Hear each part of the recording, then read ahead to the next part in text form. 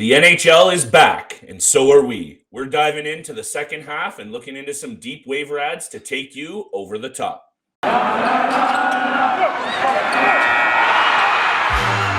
You're Locked On Fantasy Hockey, your daily podcast on fantasy hockey. Part of the Locked On Podcast Network, your team every day.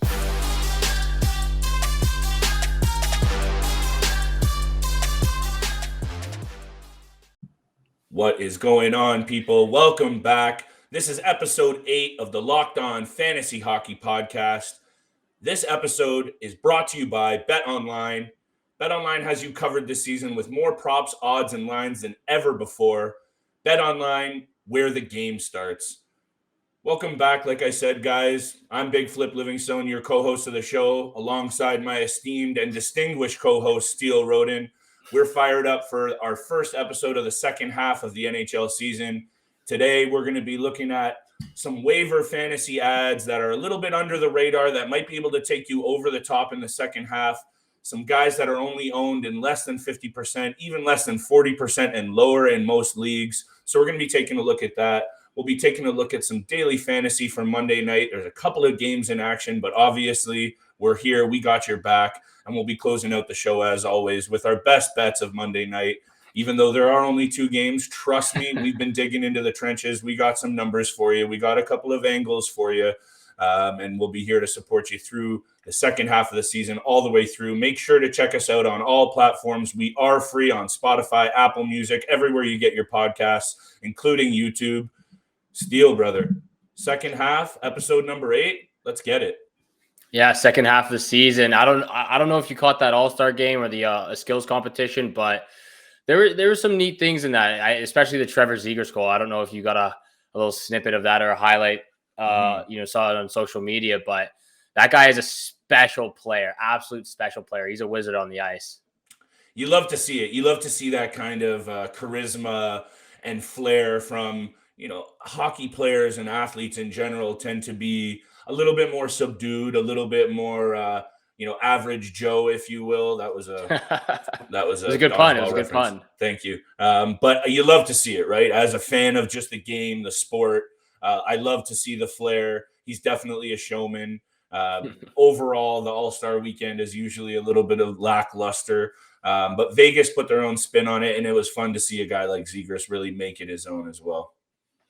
Yeah, very fun for Zegras to get, the opportunity to go into that competition, and he showed off his skills right there. And then as well as the blackjack competition as well. That was very interesting to see, putting a different spin on it, like you said. So Joe Pavelski taking the reins there from everybody else. Austin Matthews kind of let the Toronto boys down a little bit, but what can you do about it? We're getting used to that, unfortunately.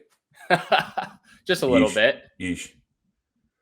Tough start to the old Matthews bashing in the second half. But thankfully, it doesn't matter for the standings.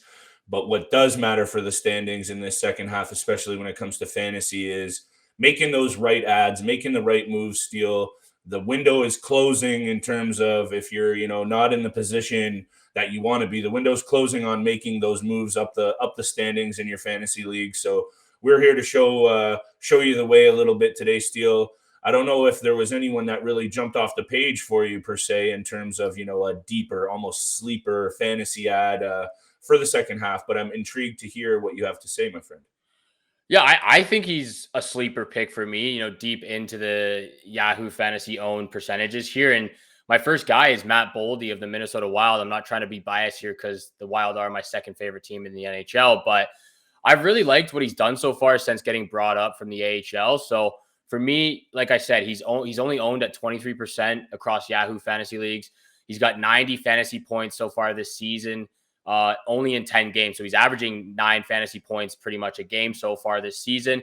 He's on the second line with Kevin Fiala and Gaudreau as well. So he's found a little bit of chemistry with Fiala. So a little bit of a confidence boost right there for him. But he's already up on the first power play unit. He's got 3 power play points, 6 points in his last 4 games, and 10 points in the 10 games that he's played so far this season. So I like the confidence that he showed so far this season. He's poised with the puck. When you bring in the other young studs that the Wild have, like Kirill Kaprizov, the superstar that they have right now, and then even Marco Rossi, who can join up in the lineup for next season as well. So they have a lot of young guys right there who are very talented. I've liked what I've seen from Matt Boldy right there, and at 23%, I would take a chance on this guy because he seems really confident with his game right now. I think that's what it's all about here, is kind of taking a chance on some guys. We're not kind of giving you the secret to success. If you're in this situation in this point in the calendar, you've already kind of dug yourself into a bit of a hole. But, we've talked about this before from a dynasty perspective, from a fantasy perspective. You're going to have to kind of get lucky with these moves and hope that they stick. With a guy like Boldy, though, awesome track record through junior. He scored at every level he's been at. When I see a guy like that, I've talked about pedigree before. I love seeing that scoring track record. Makes you feel maybe a little bit more comfortable about rolling the dice on a guy like him. So I really like that pick, Steele. I'm going to throw out a name that you and I have talked about a little bit actually on the last episode in terms of the NHL awards, in a guy like Michael Bunting. Only rostered in 12 to 13% in ESPN leagues right now. I know he's rostered in some deeper fantasy formats, but when he's getting a look on the top line with Matthews and Marner, and a sustained look right now, it's clear that Coach Sheldon Keefe is comfortable throwing Bunting out in clutch situations. He's out there to end games. He's out there on the second power play unit. He's getting serious amount of ice time with those two superstar forwards. And he's putting up points. He has 23 goals and 19 assists across 23 goals and 19 assists for 42 points across his last 63 regular season games. So he barely has a full season under his belt. I think the ceiling is going to continue to rise.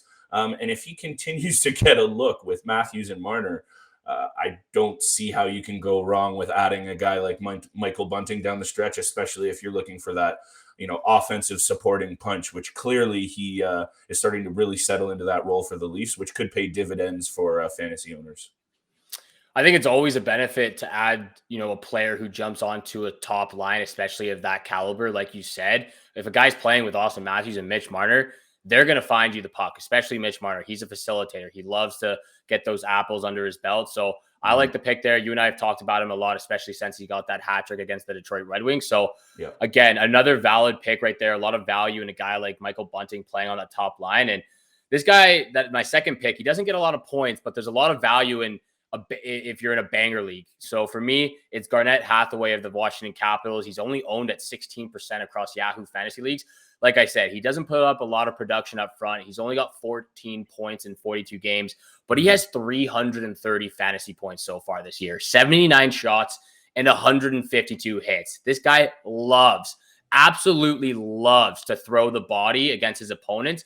I don't know if you saw I think it was a week ago, maybe, that game against, it was like 5 days ago against the Edmonton Oilers. Big hit on Connor McDavid, absolutely destroyed him. And he draws a penalty on Yamamoto. So he's going to do that for your team. He's going to benefit your team. He's going to throw the body out there, especially, benefiting the team Washington Capitals. He's going to draw penalties for them. So it just benefits them as well. But for your fantasy team, if you're in a banger league, this is a guy to have on your team. Like I said, only 14 points, but he puts up a lot of great stats in the other departments there. So I like the way he plays, a lot of passion with him. And every time he hits the ice, he's going to do what he's told to do. And what his job is to do is go lay the body out. You make a good point about banger leagues. And my next pick is actually another fit for those exact formats. And I like how we're thinking alike again, my friend. But you made a really excellent point with a player like Hathaway, who plays with a lot of passion. That might not necessarily work out for his head coach every night, because he's going to go in there and just tear someone's head off and get 10 minutes in the gate and, rack up a ton of penalty minutes. But that's when you have those big nights in fantasy, when your role guys who don't necessarily always chip in, like a guy like Hathaway has an assist and 2 fights and a misconduct, and he's got a huge fantasy night, and then you're starting to pick up steam. So I think that's kind of the angle where we're going here. My guy doesn't get as many penalty minutes, but in a guy like Blake Coleman in Calgary, who's picked it up of late heading into the All-Star game offensively, which is also obviously key when it comes to fantasy. 2 goals and 3 assists in his last 5 games headed to the break. He checks all the boxes, especially in banger leagues, right? He hits, he blocks shots, he gets penalty minutes, he kills penalties. So he gets those alternative chances to score and to rack up points. The other point I'll make here with Coleman, rostered in only 10% of ESPN leagues right now, is he's worked his way up that lineup in Calgary. The start of the season, and I have him in a couple of formats. Start of the season, he was only getting around 12, 13 minutes a game. He's up to almost 16 minutes per game, and now he's on the second line, eating up a lot of minutes with two guys like Mangiapane and Backlund, who, sure, Backlund, not exactly offensive decline, but that's the second line. They're getting a lot of offensive looks. He's getting more time. All of those things, plus the 10% owned. Look at Blake Coleman, especially in banger formats. That's a guy who has a good track record. He's a perennial 20-goal scorer. He had a good year last year within a shortened season with Tampa. So I like the way his game's going. I like the minutes. I like everything that's happening with this guy. So I would take a look at a guy like Blake Coleman, especially in banger formats. It's funny because I was actually looking at his line mate, like you mentioned, Andrew Mangiapane, and he is owned at 52% across Yahoo Fantasy League. So it might be a little tough for your specific league to maybe pick him up, but I would give that guy a chance too, because he has slowed down a little bit, but at the beginning of the season, he was red hot. He was a really good player for the Calgary Flames. So Flip, I like the Blake Coleman pick there a lot. What I also like are Built Bars. Built Bars are covered in 100% real chocolate. I say this every time. I love me some chocolate. It's right up my alley. So that's why I love Built Bar so much. Contains 130 calories and 17 grams of protein. Great for an after workout or before workout to get your energy up there. There's just so many different flavors. That's why I love Built Bar so much as well. There's coconut almond, peanut butter brownie, raspberry, cookies and cream, salted caramel, minted brownie. And there's so many more different options. In fact, Built Bar always comes out with limited time flavors. So you have to go to built.com often to see what they have.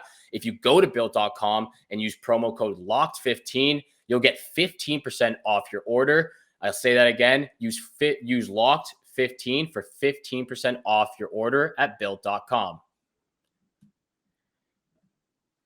It's Super Bowl week, brought to you by Get Upside, and there's no better place to get coverage of the big game than on Locked On NFL Podcast. Locked On Bengals and Locked On Rams. They'll be in LA covering the games all week for the big game on Sunday, Super Bowl Sunday. You got to get hyped about that. Mm-hmm. Thank you so much, everyone, for tuning in to the Locked On Fantasy Hockey podcast. We are free and available on Spotify, on Apple Podcasts, all of your favorite podcast platforms, as well as the YouTube channel. So please go make sure to follow and subscribe to us. We appreciate all the support we can get. Thank you so much again. Let's just dive in right into our second segment, Daily Fantasy. Like you said from the top, Flip, there's only 2 games Monday night, so there isn't a lot to talk about, but there's a lot of great value picks with guys who are not really, really expensive. So the first game, the 2 games that are on the schedule, Devils, the Ottawa Senators versus the New Jersey Devils, and then the Toronto Maple Leafs versus the Carolina Hurricanes. So those are the 2 big games for Monday night. I'm looking at the matchups here, and there's a lot of value in some of the guys on the Ottawa Senators. So we've talked about this before. You mentioned Tyler Ennis. He's going to get a lot of playing minutes since they have a couple of injuries out in their top guys right now. He's playing on that top line with Brady Tkachuk and Tim Stützle. So for me, I went with everybody from that top line. Tyler Ennis, only 3,400. Tim Stützle, 4,900. And Brady Tkachuk is upwards of 6,000. So for me, going up against the New Jersey Devils, who have really struggled of late, as well as their goaltending is a big issue right now, I think you got to hit big with the Ottawa Senators top line in that Monday matchup. Yeah, I don't think there's really much to kind of dissect in terms of an angle here. And I'll talk a little bit about it once we get into the picks in a minute.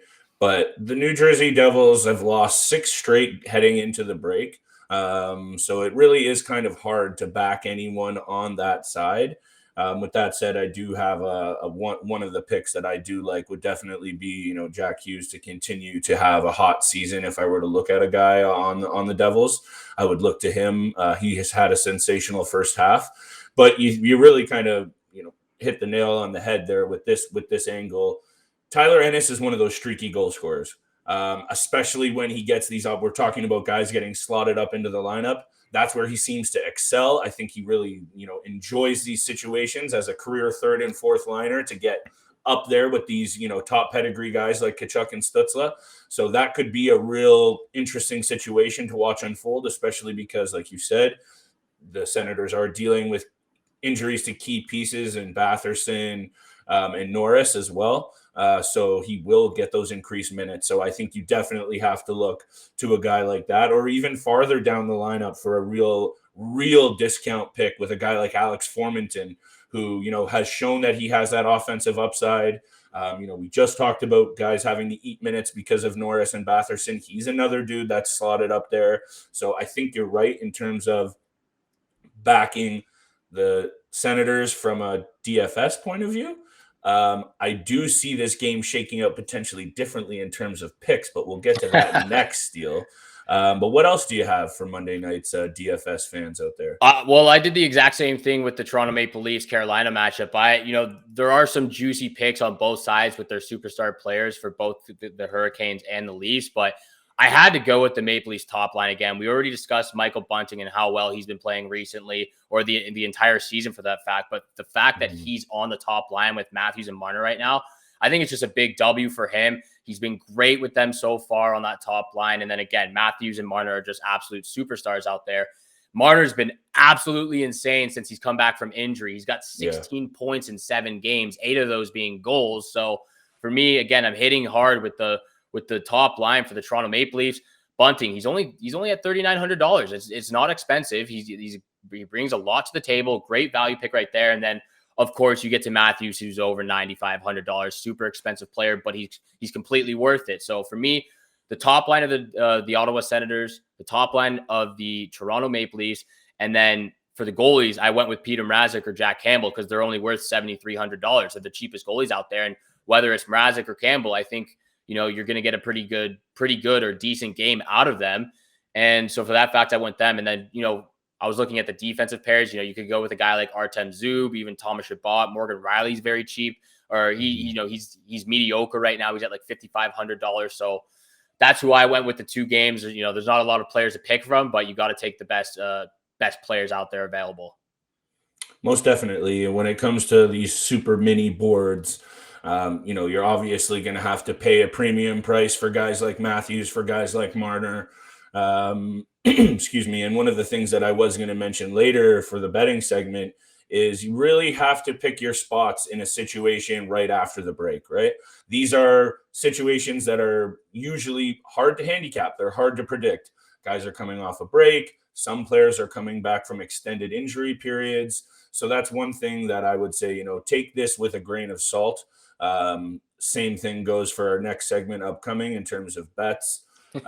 This is always one of those periods in the schedule from a betting perspective that I tend to tread a little bit more lightly until these teams come back from the break and really starting to get into a groove. And then you usually start to see, some of those more elite teams separate themselves from the pack, usually. So keep your eye out on those things from a betting perspective. But in terms of betting, I just have to remind you that BetOnline has you covered this season with more props, odds, and lines than ever before. We're pushing into the Super Bowl this week. They're going to be your go-to source for Super Bowl bets, but it's not just football. BetOnline has up-to-the-minute info on pro and college hoops, NHL, boxing, UFC, all with real-time updates on current games. Do not miss and take advantage of all the new amazing offers available for the 2022 seasons. BetOnline, it's where the game starts. Thanks so much for tuning in, guys. We're headed into our 3rd segment, but just so much love for all the support, subscribing, liking, providing feedback. We really, really appreciate it. You can check us out across all platforms for free. With that said, Steele, 3rd and final segment, only 2 games on the board, so there isn't too much to dive in here too. But with that said, I know I have a couple of picks to feed up to the listeners, but I'm interested and intrigued, my good friend, to hear what you got cooking up over there. Yeah, if you don't mind, I'm actually just going to list off all 3 of mine because they're pretty quick. Yeah, for the first one is Mitch Marner, goal scorer anytime. He's been red hot, like I mentioned, since he's got back from injury. 16 points in the last 7 games, 8 of those being goals, like I mentioned before. So I'm sticking with the hot hand for the Toronto Maple Leafs right now. I love the fact that he's shooting the puck more on net. So I'm going with Mitch Marner, goal scorer anytime. And then with the same game, I'm going Leafs Canes under 6 goals at plus 100. I think this is going to be a tight game, 3-2 for either of the teams in that matchup. And then the easy pick for me was the Ottawa Senators money line at minus 115. So like we already mentioned, the New Jersey Devils have struggled, 6-game losing streak. I think that, again, is just easy money right there. Well, I appreciate that. And I think we have I don't know, we got to keep better track of this, but we have another side bet upcoming here, sir. Because as much as all those things you said are correct, factually correct, the Devils have been god awful and lost 6 straight headed into the break. I see this as a turn the page moment for a team that is quickly getting healthy and getting some big pieces back over the next couple of weeks. Dougie Hamilton is on the team's trip. He should be back soon. They should be getting some help back in net. Sure, that means nothing for this game. The Ottawa Senators are at home and do deserve to be the favorites on the money line, and I respect that. But the Devils have won 4 of their last 6 in Ottawa, and I don't know. There's a couple of big injuries that we've talked about to the Senators. We know that they're hurting up front. I could see the Devils just kind of being a little bit of a thorn in their side. The odds weren't out, and you're not going to get a ton of value, but I could see the Devils on the money line plus 100 right now. Even if you want to get super safe, plus a goal and a half on the puck line, you're not going to see a ton of value, but this will be a close game. As much as I do kind of feel what you're saying, Steele, you can't deny that. I see this as just one of those spots that if the Devils are going to win any games down the stretch, they're going to have to turn the page and turn it quick. So why not the first game on the road against the Ottawa Senators, who are beat up? That's my pick for the odds. I'm feeling the Devils on the money line, plus 110. Why not for the juice? And my lock of the night, my pick of the night, Steele, you already said it. I'm feeling the under in the Carolina-Toronto game. I think this is a great spot for a low-scoring game. I mentioned this being a weird situation coming off the All-Star break in terms of handicapping games. These are also 2 of the hottest teams in the league headed into the break. Carolina and Toronto. I see this as a big measuring stick game for both teams coming out of the break. Yes, they play in different divisions, but these teams have aspirations for the Stanley Cup. There is a potential that they go through each other in an Eastern Conference final. I think there is going to be a little bit of a playoff type atmosphere, if you will, in the building. Also, looking at the stats, Carolina sits first in penalty killing, first in shots allowed in on goal each game. And they are also allowing 2.33 goals against per game, the least amount in the NHL. They are a stingy defensive team. And like I said, the measuring stick game, the Leafs are no slouch. 3rd in penalty killing, 6th in goals against. So while the Leafs do put up goals with the best of them, I like this to be a close, tight checking game. Their last game they played earlier in the season, it was 4-1. That was under the number as well. If you want to get a little spicy, tease that number up a little bit to 6.5, but I like it at under 6 Steele. That's my lock of the night. It's going to be a tricky situation, as we said a few times, with it being a Monday night after the break. So I like that snoozy situation for it to be a low-scoring game. I like that. And I like the fact that you mentioned that this is a big matchup for both of these teams heading into the second half of the season, because if Rob Brindamore of the Carolina Hurricanes, he mentioned that the Florida Panthers are the juggernaut of the NHL right now, but I don't think I think he's, not giving his team enough credit right there. They're one of the best teams in the NHL, along with the Toronto Maple Leafs, who are trying to catch up to the Panthers right now. So it's a big game. It's going to be a big win for whoever wins Monday night. So I like your lock of the night as well. Under 6 goals in that game. That was actually my lock of the night as well. So we are both on the same page there for the lock of the nights, under 6 goals, plus 100 in the Leafs Canes game. And then you and I have a side bet for that Ottawa Devils money line. I've got the Ottawa Senators. You got the New Jersey Devils. We'll see who takes home the dub there in that side bet. Mm-hmm. Again, thank you guys so much for tuning in for the Locked On Fantasy Hockey, making it your first listen every day.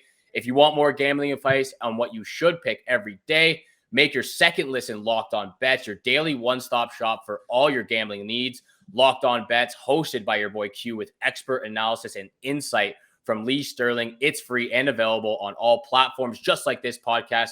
So please make sure you subscribe, follow this podcast right now on your favorite podcast platform or on the YouTube channel. We appreciate wherever you follow and support us, no matter where it is. And you'll get the latest episode of Locked On Fantasy Hockey as soon as it's available every day. And, just to throw it out there, if let us know what you would like us to discuss on the podcast, whether it's a big trade for fantasy, whether it's a trade in the actual NHL, a DFS question, even a parlay bet. Like, let us know in the comments on YouTube, or even leave a message on our Twitter at Locked On Fantasy Hockey Show. We've actually answered a couple of messages so far with a couple of trade options from some of you supporters out there. So again, leave us some comments. We'll get to them right away as soon as possible. Again, thank you so much for tuning in. From Flip and I, have a great day. Good luck with your bets tonight, and we shall see you back here again tomorrow.